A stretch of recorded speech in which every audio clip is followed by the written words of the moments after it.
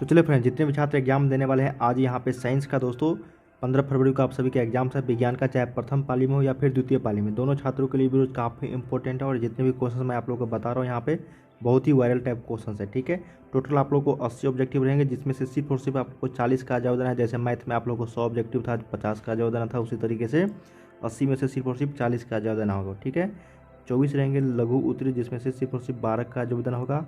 6 आपको दीर्घ उत्तरी रहेंगे, जिसमें से 3 का जवाब देना होगा। ठीक है, टोटल पूर्णांक रहेंगे 80। 20 नंबर का आपको प्रैक्टिकल होता है। ठीक है, तो समय दिए जाएंगे इसमें 2 घंटे 45 मिनट। चलिए एक एक प्रश्न यहाँ पे देखते हैं। वीडियो को अंत तक सभी देखना, एक एक प्रश्न यहाँ पे इंपॉर्टेंट होगा आप सभी के लिए, लास्ट तक जरूर देखिएगा। ठीक है, वीडियो को लाइक कर लीजिए ताकि इसी तरीके से हम लोग जैसे ही एग्जाम्स के दिन आप लोगों को आंसर की लेकर आएंगे तो आपको नोटिफिकेशन दोस्तों मिल जाया करेगा। ठीक है, तो सबसे पहले हम लोग यहाँ पे चलिए वस्तुनिष्ठ प्रश्न देखते हैं, ऑब्जेक्टिव टाइप क्वेश्चन जो आप सभी के एग्जाम्स में यहाँ से हूबहू काफ़ी सारे क्वेश्चन जो है देखने को मिलेंगे। वीडियो को सारे लाइक कर लीजिए। ठीक है, और हाँ, चैनल को सारे सब्सक्राइब कर लीजिएगा ताकि नोटिफिकेशन आपको मिल जाया करेगा। चलिए पहला प्रश्न देखते हैं, बिना समय गवाए अंत तक जरूर देखिएगा, समय कम है इसलिए हम लोग थोड़ा सा फास्ट करेंगे। पहला प्रश्न कहा गया है कि निम्नलिखित में से किसका अपवर्तनांक अधिक होता है। तो जानते होंगे सबसे ज़्यादा अपवर्तनांक जो होता है वो हीरा का होता है। हीरा का कितना होता है अपवर्तनांक? 2.42। कितना होता है? 2.42। ऑप्शन नंबर बी के साथ चलेंगे हम लोग। नेक्स्ट प्रश्न देखते हैं, यहाँ पे कहा गया है कि अवतल दर्पण की फोकस दूरी क्या होती है। तो अवतल दर्पण की जो फोकस दूरी होती है वो हमेशा ऋणात्मक होती है, निगेटिव होती है। तो ऑप्शन नंबर यहाँ पे 2 का ए के साथ चलना है। चलिए थर्ड प्रश्न देखते हैं, यहाँ पे कहा गया है कि किसी लेंस में मुख्य फोकस की संख्या कितनी होती है। तो मान लेते हैं ये कि लेंस है आपका ये, और ये होता है आपका F1 और ये होता है आपका F2। ठीक है, टोटल मुख्य फोकस की संख्या कितनी होती है? 2 होती है। तो ऑप्शन नंबर 3 का बी जो है यहाँ पे राइट हो जाएगी।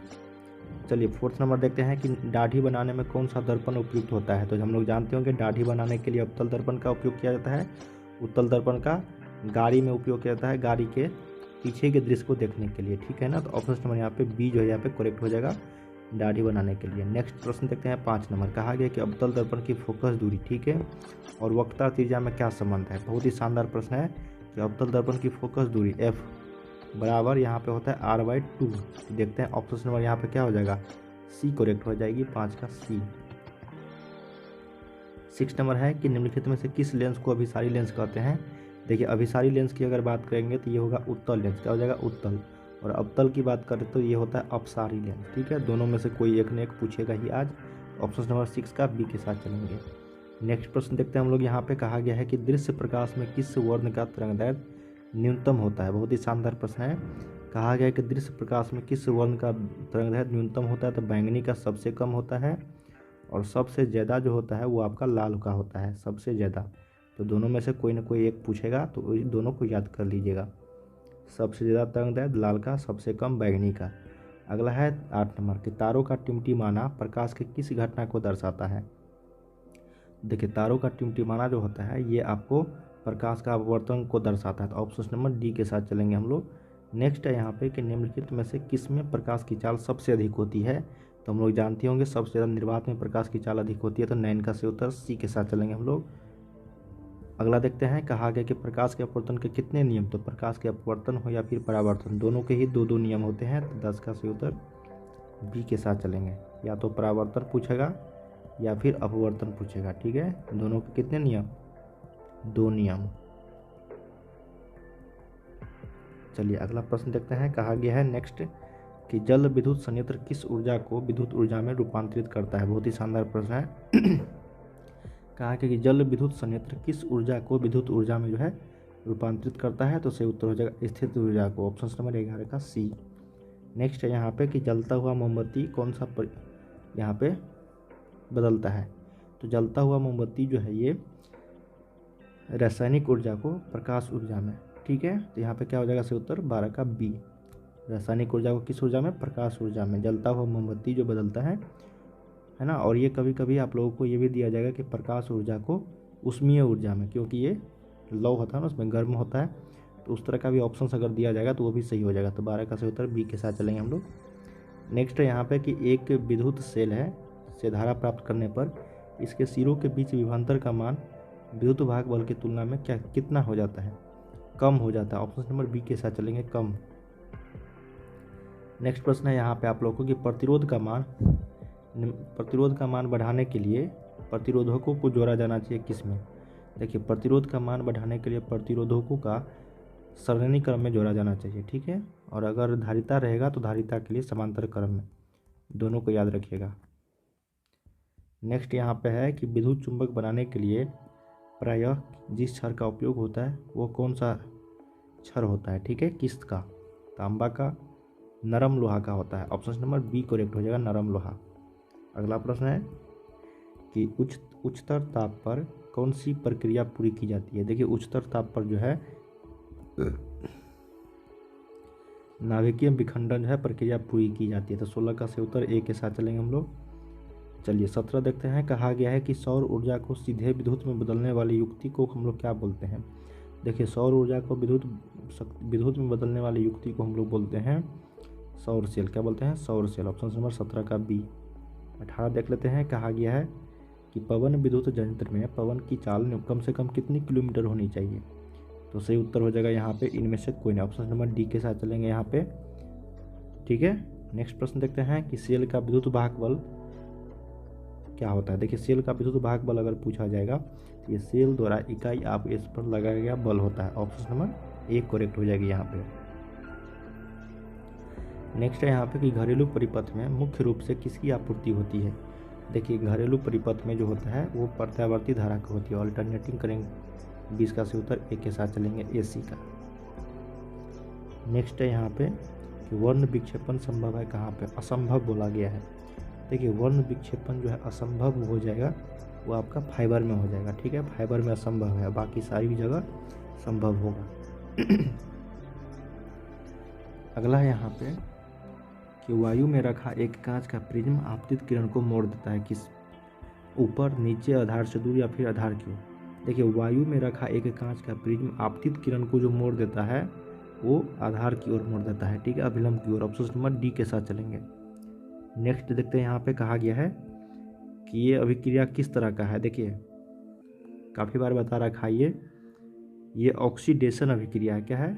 ऑक्सीडेशन। जब दो यहाँ पे एलिमेंट जो है बन के एक बड़ा एलिमेंट बनाएगा प्रतिफल प्रोडक्ट के रूप में, इसको हम लोग ऑक्सीडेशन रिएक्शन बोलते हैं। किस तरह की? उपचयन अभिक्रिया। और जब इस तरीके से होगा तो ये विस्थापित होगा, तो ये विस्थापन अभिक्रिया हो जाएगा, ठीक है। इसको आप लोग यहाँ पे ध्यान रखना होगा। अगला देखते हैं कि खाने वाला सोडा का रासायनिक अनुसूत्र क्या होता है? NaSCO3, ठीक है। और ये होता है धोवन सोडा, मतलब धोने का सोडा, ठीक है, जिसको हम लोग वॉशिंग सोडा भी बोलते हैं।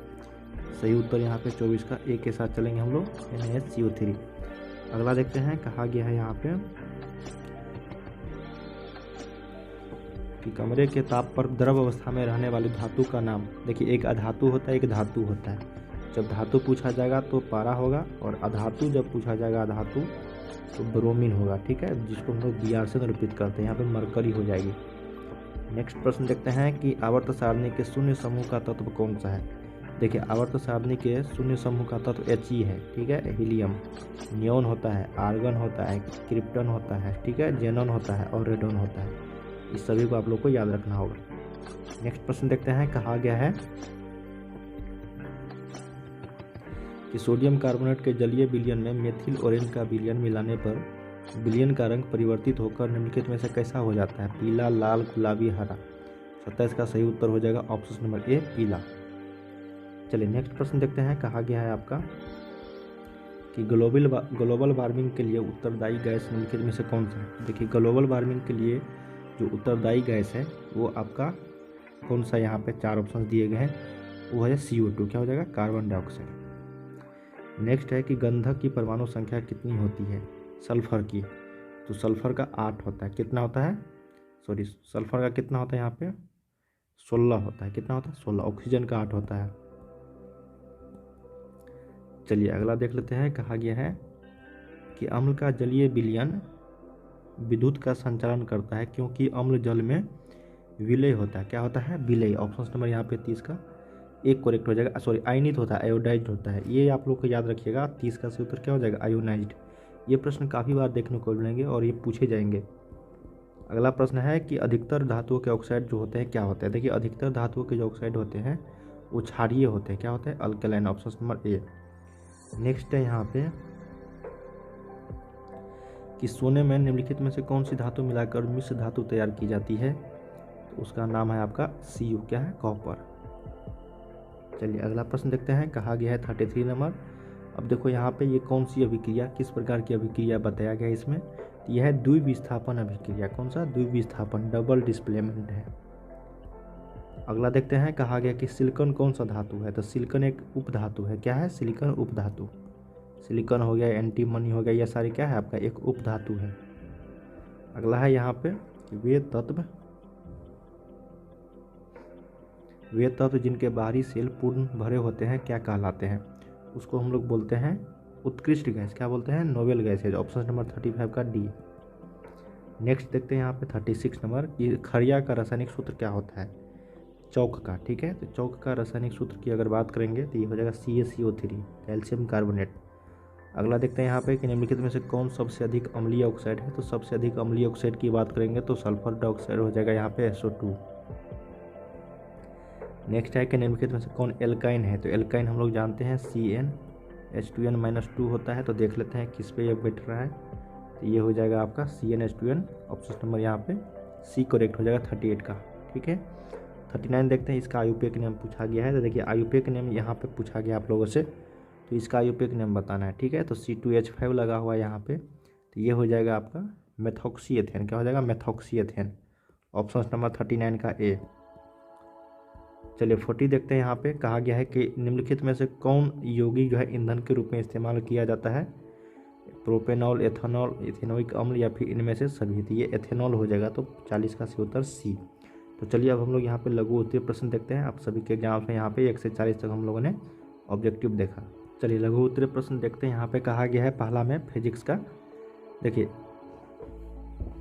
ये फिजिक्स का है। ठीक है, 8 टोटल रहेंगे, जिसमें से सिर्फ और सिर्फ 4 का जवाब देना है। चुंबकीय क्षेत्र रेखाओं के किन्हीं 2 गुणों को लिखना है। बायोगैस संयंत्र क्या होता है, बायोगैस प्लांट। अगला है कि ओम के नियम में कौन सी राशि अचर रहती है, इसके बारे में आप लोग को व्याख्या करना है थोड़ा सा 2 लाइन। अगला है कि वायवीय प्रकीर्णन तरंग लंबाई पर किस प्रकार निर्भर करती है, ये भी प्रश्न पूछा गया है। अगला है यहाँ पे कि आँख की समंजन क्षमता से आप लोग क्या समझते हैं। अगला है कि किसी माध्यम के अपवर्तनांक को परिभाषित कीजिए, इसकी इकाई क्या होती है। बड़े बांधों के निर्माण में आने वाली समस्याओं को लिखना है। नेत्र अपने अंदर आने वाले प्रकाश की मात्रा को किस प्रकार नियंत्रित करते हैं। ये 8 प्रश्न में से 3 प्रश्न आप लोगों को यहाँ से रहेंगे ही रहेंगे। ठीक है, और ये उत्तर लेंस अवतल लेंस में अंतर, ये सारे मैं आप लोगों को पहले ही बता दिया था। ठीक है, पहले वाले वीडियोज में। चलिए अब हम लोग केमिस्ट्री का देखते हैं। कहा गया है यहाँ पे केमिस्ट्री में, सॉरी फिजिक्स का लघु उत्तरीय यहाँ पे देख लेते हैं। दीर्घ उत्तरीय में कहा गया कि प्रत्यावर्ती धारा एवं दृश्य धारा से आप क्या समझते हैं, इनमें अंतर स्पष्ट करनी है। अब देखो अवतल दर्पण की फोकस दूरी निकालने की एक विधि का वर्णन कर। इस दोनों में से केवल और केवल एक का आप लोगों को यहाँ पे आंसर करने हैं। ठीक है, चलिए अब केमिस्ट्री का देख लेते हैं। कहा गया कि उभयधर्मी पदार्थ किसे कहते हैं, उदाहरण के साथ इसको व्याख्या करना है। अगला यहाँ पे कि निम्नलिखित अभिक्रियाओं के लिए संतुलित रासायनिक समीकरण लिखना है। अगला है कि जिंक को आयरन सल्फेट विलयन में डालने से क्या होता है। अगला है कि संक्षारण क्या है, सुधारण समझाए। शराब पीने से शरीर पर क्या प्रभाव पड़ता है, इसके बारे में आप लोगों को लिखना है यहाँ पे। अगला है कि अपमार्जकों ने साबुन का स्थान क्यों ले लिया है। आयनिक यौगिकों के गलनांक एवं क्वथनांक उच्च होते हैं क्यों। हीरे विद्युत का कुचालक होता है किंतु ग्रेफाइट सुचालक, ऐसा क्यों, इसके बारे में आप लोगों को लिखना है। ठीक है, अब यहाँ पे चलिए दीर्घोत्तरीय प्रश्न देख लेते हैं। कहा गया है कि निम्नांकित यौगिकों का संरचना सूत्र लिखें। ये चारों में से आप लोगों को लिखना पड़ेगा संरचना सूत्र, तभी आपको 5 नंबर मिलेंगे। अगला है मिश्र धातु किसे कहते हैं, इसके 2 उदाहरण दें। मिश्र धातु के 3 उपयोगों का वर्णन करें। ये भी 5 नंबर के, दोनों में से कोई ना कोई एक आप लोगों को बनाना पड़ेगा। ठीक है, तो दोस्तों हम लोगों ने यहाँ पे टोटल जो क्वेश्चंस देखे हैं। अब बायोलॉजी का देख लेते हैं थोड़ा सा। बायोलॉजी का है यहाँ पे प्रकाश संश्लेषण प्रक्रिया क्लोरोप्लास्ट में ही क्यों होती है। तंत्रिका तंत्र के कार्यों को बताना है। प्रतिवर्ती क्रिया क्या होती है। DNA आनुवंशिकता का आधार है कैसे, इसको आप लोग को बताना है। शोषण और दहन में अंतर लिखना है कोई 2। अगला है कि ग्लाइकोलाइसिस से आप लोग क्या समझते हैं। किन्हीं 4 पादप हार्मोनों का नाम लिखे। निम्नलिखित के पूर्ण रूप लिखे, OC का, UCD का, इसको देख लेना है। और यहाँ पे दीर्घोत्तरीय प्रकाश संश्लेषण की परिभाषा दे। प्रकाश संश्लेषण प्रक्रम का संक्षेप में वर्णन करें। मनुष्य में पाचन क्रिया को पाचन तंत्र के निम्नांकित चित्र के साथ समझाएं। इस दोनों में से केवल और केवल एक का जवाब देना होगा। ठीक है, तो दोस्तों हम लोगों ने यहाँ पे टोटल जो क्वेश्चंस किए हैं 1 से 40 तक ऑब्जेक्टिव, और जो आप लोग को सब्जेक्टिव था वो मैं आप लोग को बताया है। यहाँ से कई सारे क्वेश्चन आप सभी के एग्जाम्स में देखने को मिलेंगे। ठीक है, तो चलिए जाइए आप लोग एग्जाम्स दे के आइए प्रथम पाली और द्वितीय पाली के छात्र। चलिए अगले वीडियो में मिलते हैं हम लोग आंसर की के साथ। बाय बाय सभी को।